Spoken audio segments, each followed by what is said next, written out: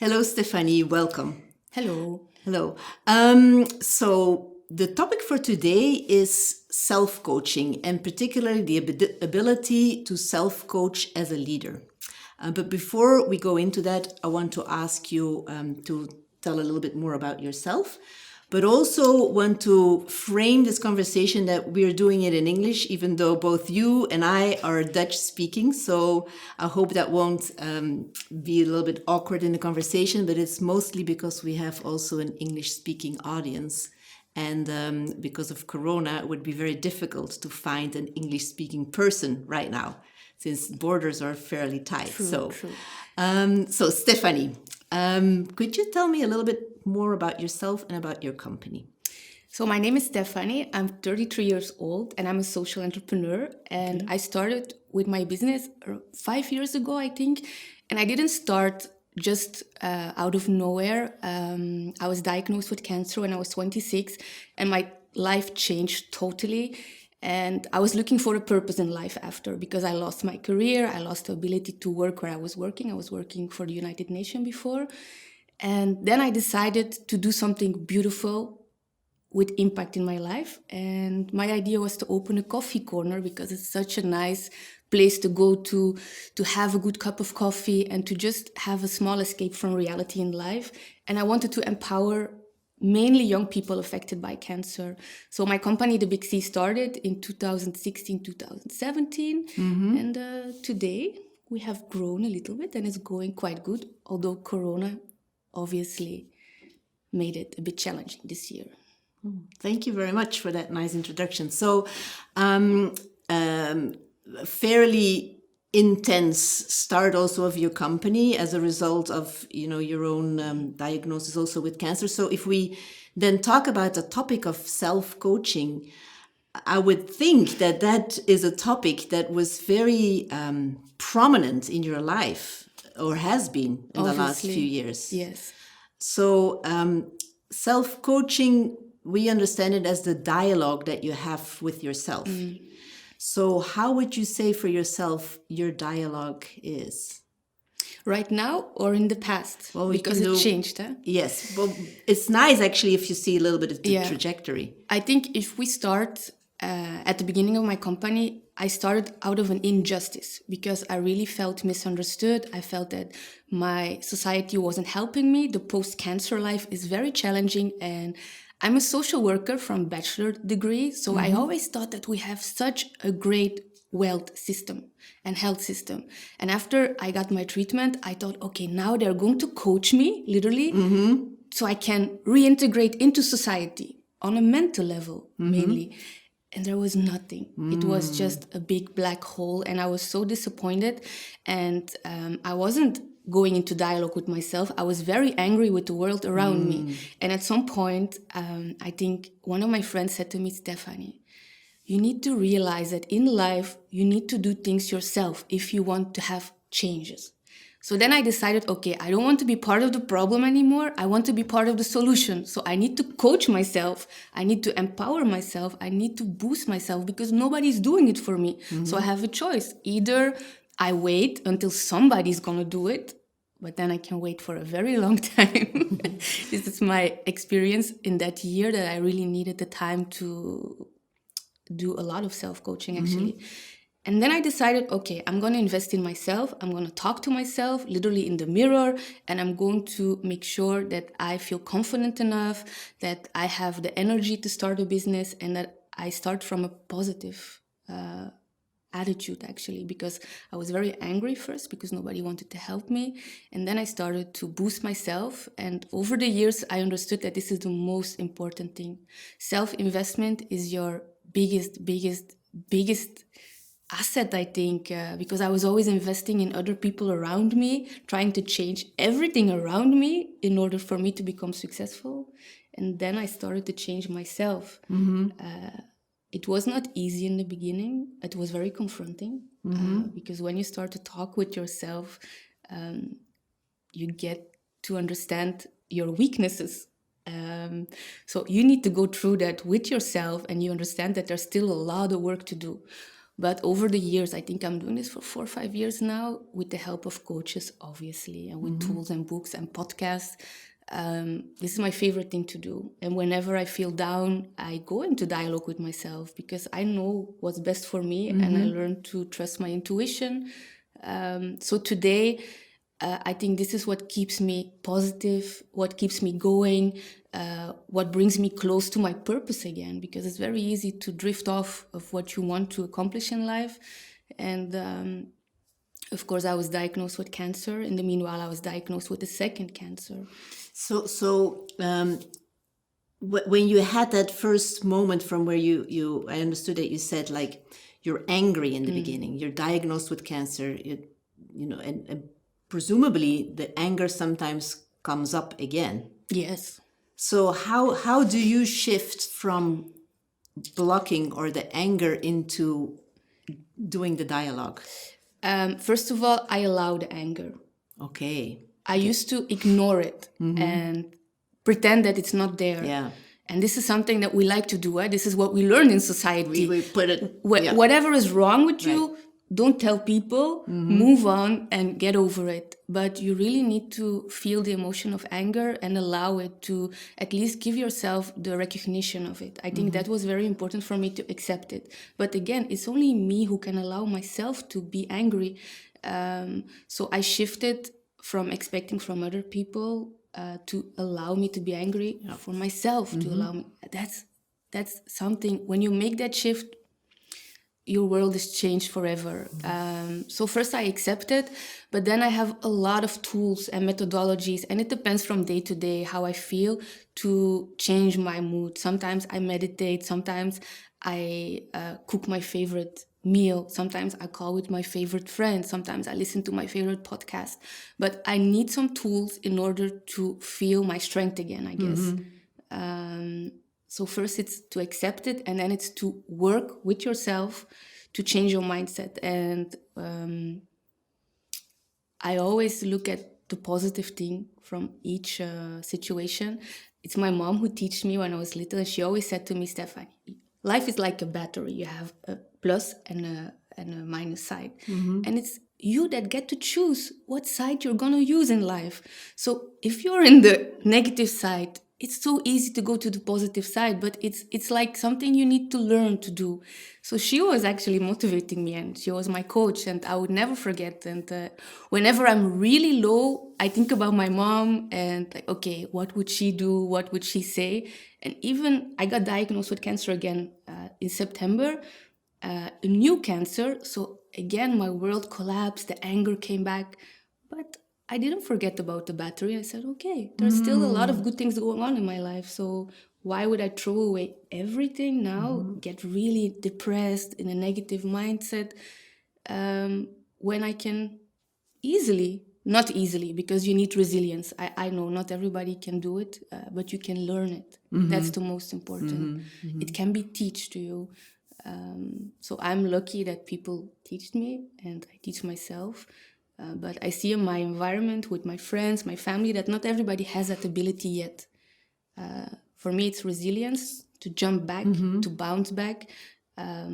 But you need some I don't know how to describe it. Yes, some tools Yes. to how to do it. So it's about the acceptance of the anger.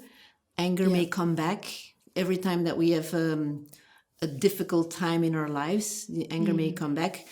But if I understand you correctly, you're able more quickly to overcome the anger because you've developed some tools of how to deal with it. Yes. And from what I understand, we call it in Qlick like that, your inner coach takes over from your inner critic. Is that? Definitely, Yeah. I think definitely. If you call it like this, yes, because I do have moments that I have bad days, of course, like we all have, and I can recognize it, and then I'm gonna look, okay, what is making me feel bad? And then I own the feeling. I own it for 1 hour, and then I'm like, okay, Stefanie, what can you do? Come on, you're not a pleasant person, not for yourself, not for your friends, not for your business. So actually, you're destroying everything around you if you don't use the tool to switch your mood. And 5 years ago, if you would talk with my family and friends, they would say, oh, Stefanie, she was such a pain in the ass. It took me some days to switch it. Now it goes more easily, because I literally know that there's going to be a rainbow after every rain. Like, Yes. I trust in life, and I learned how to. Yes, it's such a gift if you own this, if you can switch your emotion from a negative to a positive one. Not meaning that you need to ignore the negative things. You need to own them, but you can always put them in a different context. You mentioned something which I believe is very important. It's the trust, and what I hear mostly is the trust in yourself, the trust in your ability to switch in the battery that you're saying from the negative to the positive.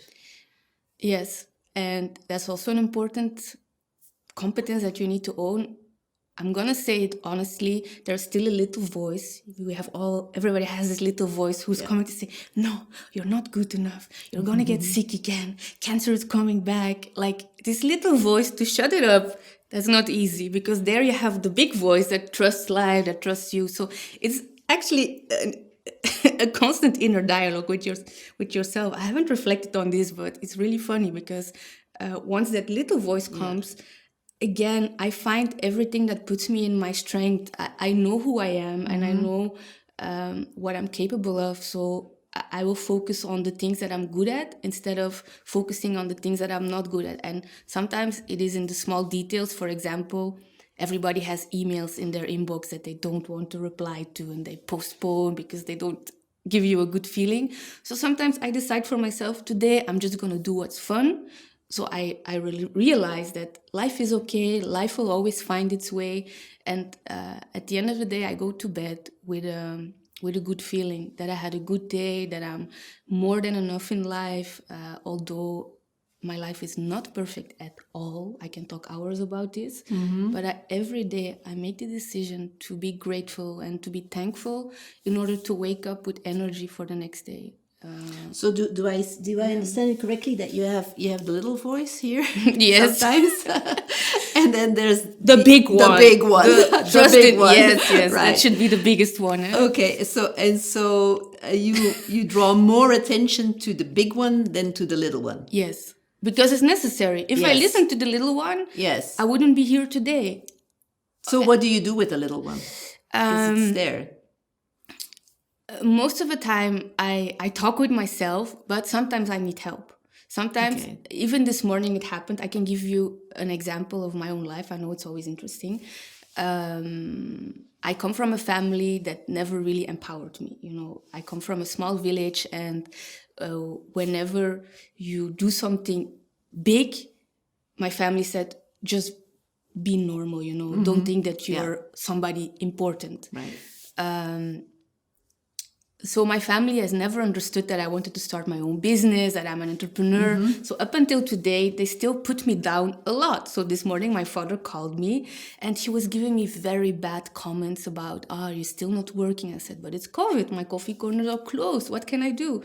And my little voice came again, like, you're a failure, you can't accomplish anything, you don't have any fixed revenue, like you don't have any stability, you haven't bought a house, you don't have children. Like, then the little voice comes out with everything. It's like a trigger. So once somebody triggers you, it's like a domino. It almost sounds as if the little voice is also connected to other voices from other people, whereas the big voice because is more... It's my own voice, yes, but there's a lot of people who give you comments and give you reflections of their own fears. This is what I learned as well. So this little voice became too big.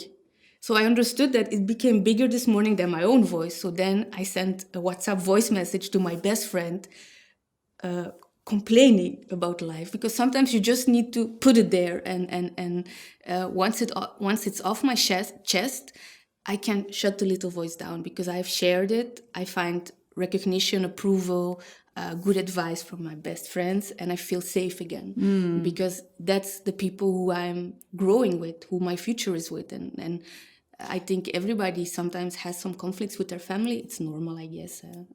Do I understand it correctly that, you know, if the little voice becomes too quick, you process it by externalizing it to another person who you trust? So there the word trust comes again. to reconnect you with a bigger voice who's more yourself. That's Is that one of the tools that I do. Sometimes Yeah. I also journal.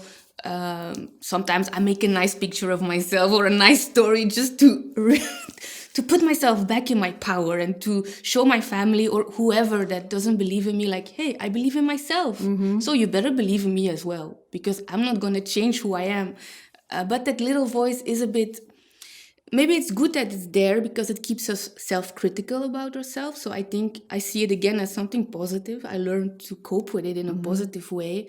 It's not a pleasant voice because it hurts you on your painful spots. But indeed, I channel it into something that puts me back into my strength. It doesn't always happen in 10 minutes. Sometimes I need a week.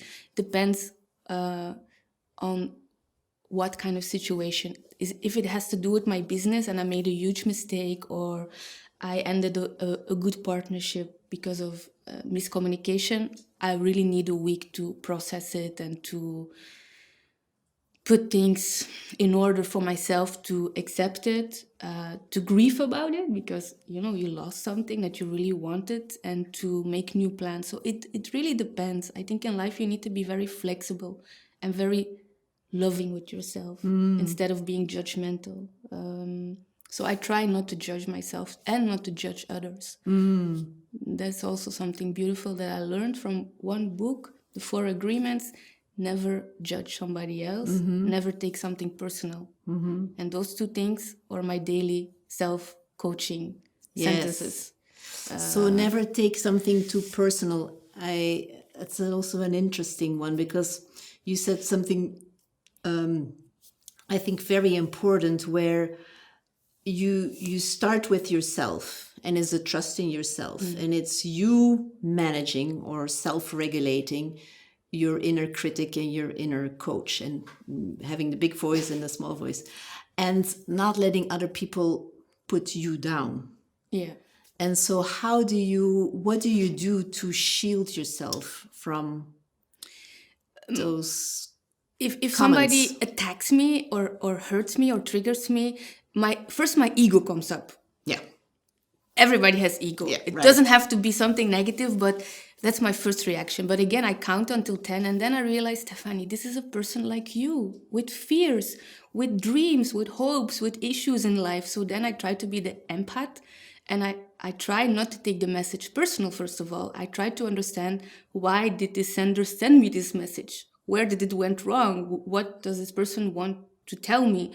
And I learned to communicate in a soft way, in an empathic way, because when I was younger, I was a bit more passionate in life, I would call it. I'm still passionate, but I had fire. So if somebody attacked me, I would immediately attack that person back, because I'm very strong verbally. I'm very strong verbally. I hope my English is good enough even. But now I learned to communicate in a loving way. And you know why? Because I expect people to communicate in a loving way to me. So I need to set the example. I need to show it in order for that person to allow for that person to communicate to me as well in that way. Not always easy, because ego is there with everybody, but at least I feel that I'm in peace with myself. I think that's the most important thing. And I really learned that the other person is the same as me and has vulnerabilities as well. And once you make that connection again, and you understand, don't take anything personal. Of course, sometimes some people say personal stuff, that doesn't go for anything. But I think there's a lot of miscommunication in this world because of that. I think we take things so personal, and we destroy a lot of things by that. So you communicate, from what I can sense, with a person also on a deeper level. It's the words that people speak are not necessarily connected to their identity or their core, Not and at you all. see beyond Yes. that for having the Yes. conversation. Sometimes I even tell people, I'm gonna close this communication through email or WhatsApp, because this is letters. I don't see your facial expression. There's no emotions. We are really misinterpreting things because we use words in a different way. So let's close it here. Let's go for a coffee. And let's talk face to face, because then you see the real emotions, you feel the energy and the intentions. But again, I'm 33 today. I've grown a lot. If you would have this dialogue with me 5 years ago, I wouldn't be so mature in it. It is by learning, by doing, by reading, by getting inspired by coaches, by starting to implement it in my life and seeing results that I said, Yeah. wow, they're right. I can change the way how I'm communicating with the world. Yeah. And now I see good results. There's inner peace in me, but I also see that the people around me find more peace with me and with themselves.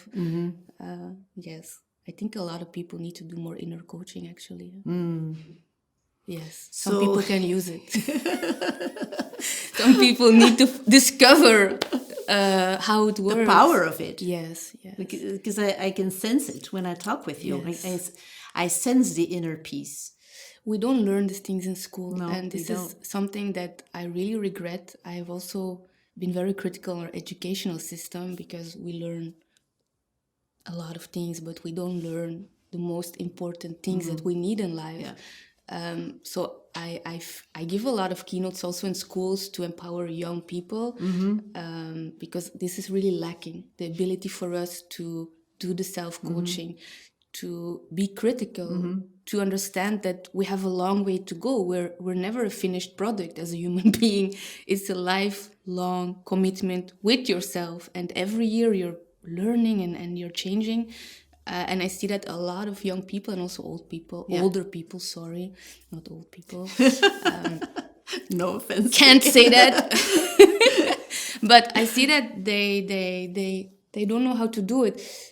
I even see that my family starts to copy some tools what I'm doing, and it's helping them. That's amazing to see as well, that my close environment, surroundings or looking at me like, okay, how do you do this, Stefanie? How do you stay so calm? How do you manage? And I said, it's easy. I do this and this, and it's not easy, but I give like a small spark, because you need to do it yourself. You need to commit.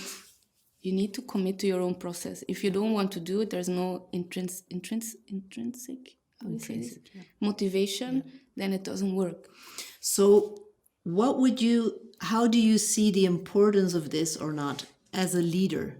If you think about your own leadership role, Good not question. personal leadership role, because that's what we've talked about so far, but the leadership role with regards to leading other people, how do you see the connection there? It's the most important, and I've only discovered this year, because I was put on hold by COVID. I've got the chance to reflect on myself as a company owner, as a leader with a team, and I wasn't a good leader, let's say, because I wouldn't say a good leader. I think if you're a leader, you're an example, you're a role model, and you need to bring the best out of your team. And I was just giving my team instructions to do this, to do that, because I thought, okay, I'm the owner, so I need to make tasks. And I wasn't bringing my own personal leadership to my team members. I wasn't teaching them how to do that. So I was expecting a lot from them. And when they couldn't succeed in what they did, I was angry. I was disappointed. I wanted to replace my team members. But then I started to have personal dialogues with them, and I started to teach them little things about what I was doing. And then I understood, okay, again, they're like me. They have ambitions, dreams. Okay, they're working in my company. They're not a CEO yet, but they might have that dream. So instead of just giving them tasks, I started to give them HR pep talks, like, okay, what do you aspire? What makes you happy? And I learned that as a leader, your personal leader, this is my personal opinion, your personal leadership should be reflected to your team members, and you need to give them the skills in order for them to be self-critical, to reflect. And this was really lacking in my company. Like I just thought, okay, I need to run the business, operational, so you do this, I expect you tomorrow to be there. And I forgot the human aspect. And I think a great leader, I have a couple of examples, obviously, and I'm trying to be inspired by them now. A great leader makes sure that the people who look up to them unlock their own potential, and they see their own value. Yes. So your ability to self-coach is something that you now start using more with regard to the people who work with you. Yes, yes, because life nowadays is not easy at all. I think nobody would disagree with what I'm saying. There's high expectations. We are in a highly competitive society where money is everything, and the humanity is really missing. Again, it's missing everywhere. And I'm sometimes scared because I see how fast we are developing, and we're always forgetting the human aspect in everything. While our human capital is the most important. Without us, there is nothing. Right. So I have a keynote about about humanized healthcare again, because everything is money driven, and it's a very good example. Actually, look at the hospitals, how much they were under pressure with COVID. And everybody just expected the nurses and the doctors to do what they told them to do, but nobody gave them support, had a dialogue with them, give them tools to have a self-dialogue, a self-coaching ability in themselves. Nobody cares. It looks like nobody cares. Wait, let me rephrase that. Because they don't prioritize the humanity within companies. And I think once we're starting to make that click, people can be so strong and people can bring you so much. If I look at my very humble small company, startup, so you can't compare it with big companies, but once I started to address my team and my volunteers with another leadership methodology, they started to give me so much more back. And that's amazing, because once you empower them and you put them in their strength and you learn how they can switch their energy or mindset, they're going to give so much back to your company that together you're growing. So sometimes if I look with a helicopter view on companies, I'm not a coach, I'm not an expert, but I'm just a very critical person in life. I like to learn. I'm like, you're really lacking this, because I can see that you're going to the downward spiral. So and you want to go up. Exactly. Right. And I think it's not so hard to go up, but I'm really missing the human aspect in this life. Yeah. It's not so hard to go up once you know and practice the tools. And what's nice is that you have practiced the tools for yourself in the self-coaching way. And with those tools, you're better prepared. And you're the living example of how to be happy. We live in a society where the word burnout drops every day. People don't know what their purpose is anymore. They're tired in life. They don't know what they're doing here. Like, I see a lot of negativity. I don't have television anymore. I don't read the news. And whenever somebody addresses me in a negative way and they start to rant about life, I'm like, okay, but can you come back with me and tell me 10 positive things? Because I'm sure they're there, but you're just focusing on that.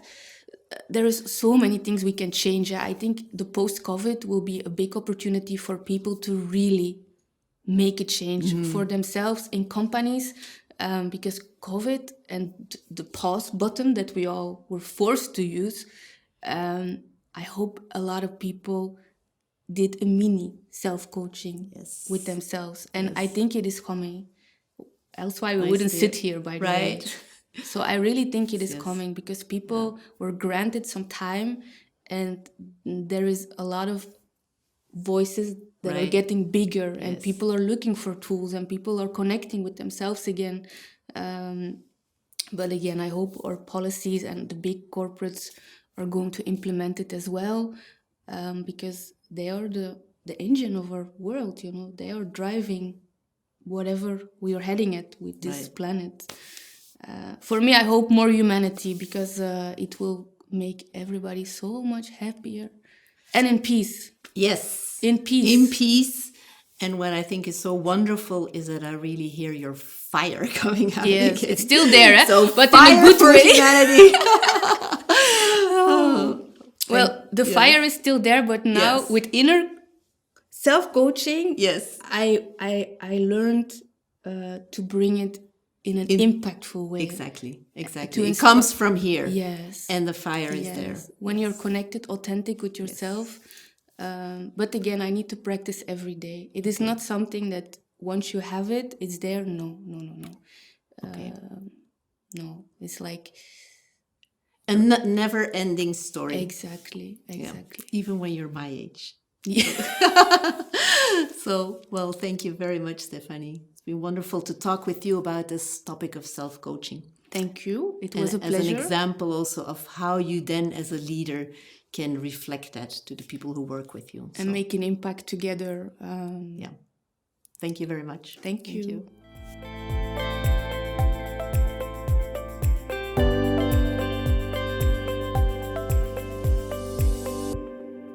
So we just had the interview around topic of self-coaching. Now, self-coaching is a very important topic in our 3D leadership screening, because personal leadership or leadership for other people actually starts with yourself. And that's also physically, like how your resilience is, how you build that up, but it's also your inner dialogue. And that's what we call self-coaching. How do you speak with yourself? Do you speak with yourself in a kind way or in a critical way? And so you may have noticed that during the conversation that I had with Stefanie, I did not have to do very much, because Stefanie was a very good example of somebody, a leader who is self-coaching. So the topic of our conversation was actually also what was demonstrated, I believe, in this conversation. So Stefanie was having her internal own dialogue in a very positive way. She was demonstrating how you can talk with yourself with the mindset of an inner coach rather than an inner critic. Many of the examples and the ways in which she talked is actually many nice coaching tools. She talked about the battery and the importance of drawing attention to the positive rather than the negative side. We in Qlick call that, like, there's sometimes wolves that are having a fight in our head. Do you feed the white wolf or the black wolf? Which thoughts in your own mind do you feed? What are the thoughts that you have, and how do you deal with them? And when do you stop them? When do you stop the thinking when it's going in a spiral? She talked about a spiral as well, going negative, or when you go positive. Now, very important, and what I also try to do in this conversation is the issue of trust. So for self-coaching, trust is very important, trust in yourself. But I also try to establish the trust between she and myself as an interviewer / coach, because you don't really talk about topics that are a little bit more dear to your heart or more sensitive when there's not the establishment of trust. And so when you think about self-coaching, if I would like to give you a few practical tips, it's first of all, take the time for self-coaching. Really build in some reflecting time. And when you do the reflecting time, focus on the positive things. For example, before you go to bed, think about some things that were good during the day. Build up this mental resilience as well, this mental positivity, so that when things are not going so well, that you build up the strength to deal with that a little bit more quicker. Allow emotions. Stefanie was talking about it as well. When there's anger, you allow the anger to come. You channel it, you deal with it, but you allow it, because you cannot go to your more mental way of dealing with things when there's too many emotions overwhelming. So do something with it, like take a boxing ball, like punch it, get your fire out when the fire is so strong that it's burning. Do something with that. And then also with self-coaching, really practice this inner dialogue with yourself. Sometimes we focus very much on how to speak with other people. As a leader, how do you lead other people? How do you deal with communication? But the inner dialogue with yourself is the most important one, because it makes you also authentic as a leader. Again, there, Stefanie talked about the fact that if you talk with yourself in a positive way and you're able to do that more proficiently, then you will also be able to do that as a leader better with the people who work with you, because you will show them how it's done. You will know when there's negative emotions and negative thoughts that come up, and you will be able to stop them more quickly because you're staying with yourself, you're staying true to who you are as a person, and you are able to control your inner dialogue. Thank you for listening to the Cues of Qlick. We hope that we have inspired you and that you have learned things that you can use in your daily life. Please spread the word, subscribe to our YouTube channel, and follow us on social media.